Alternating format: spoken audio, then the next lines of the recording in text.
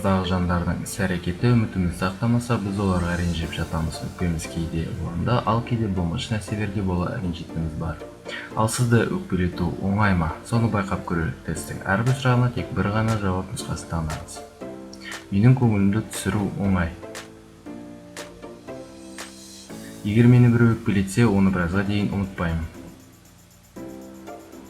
Ұсақ-түйек нәрселерге бола ұзақ қамығып жүруім мүмкін. Ешкімді көргім келмей, ешкіммен сөйлескім келмейтін күйде ұзақ уақытта жүруім мүмкін. Бөгде әңгіме шу маған кедергі келтіреді. Өзімнің ішкі сезімдерімді, іс-әрекетімді сараптауға ұзақ уақыт жұмсауым мүмкін. Көңіл күйіме қарай әрекет етемін. Жиі қорқынышты түстер көремін. Өзгелердің артамын деген ой маза бермейді. Көңіл күйім тез өзгереді. Өте тез ашуланамын.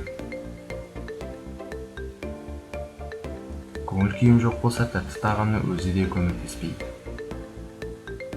Мені біреу түсінбесе, бұл мені қатты ызаландырады. Нұсқама ұпайларды санағанда әрбір иә жауабына 0 ұпайдан, кейде 1 ұпай, жоқ 2 ұпайдан есептеңіз. Нәтижесі 23 және 28 ұпай аралығы. Сіз өкпешіл емессіз. Кішігірім келіспеушіліктер сіздің жан дүниеңізге әсер ете қоймайды. Тіпті кейбіреулер сізді салқынқанды деп ойлауы мүмкін, ал сіз оған назар аудармаңыз. Олар сізге іштей қызыққанын айтулары мүмкін.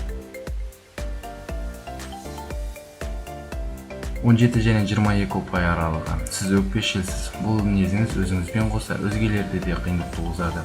Өзіңізді қолда ұстау сізге қиын. Сондықтан көбіне жақындарыңызбен, әріптестеріңізбен ренжісіп қаласыз. Болмайтын себептерге ашулана бермеңіз. Өзіңізді және өзгелерді аяңыз. 0 және 16 ұпай аралығы.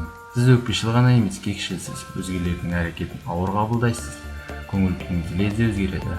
Арқаңызды кеңге салып, болар болмаса ренжуді қойыңыз.